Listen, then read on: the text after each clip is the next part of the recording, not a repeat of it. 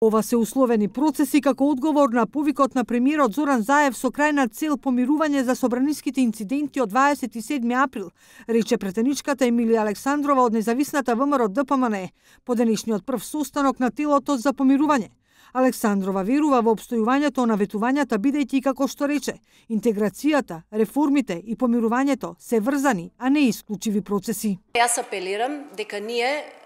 независните пратеници, од пратеничката група, од ВМРО ДПМН и Коалицијата за подобра Македонија, го дадовме нашиот влог на 19-ти,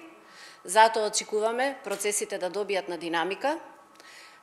и да отпочне со нивно имплементирање, како што реков, ова се условени процеси,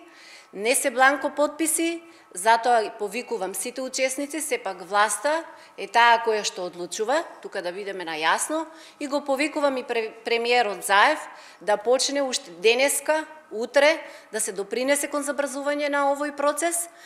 За предлог законот за амнистија, со кој независната ВМРО ДПМН неофицијално најави дека ќе бара целосна амнистија за индиректните и преиначување на делото за директните учесници, сега велат дека се уште се во фаза на идеи. Втората работна група, која што треба да работи на поширок план на помирување, ќе ги анализира и ќе предлага решенија кои што се поврзани со причините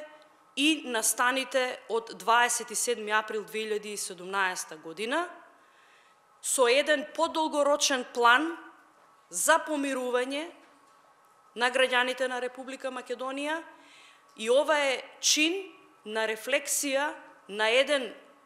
консензус помеѓу одговорни пратеници во собранието на Република Македонија, кои што сметаат дека без помирување, односно без дебата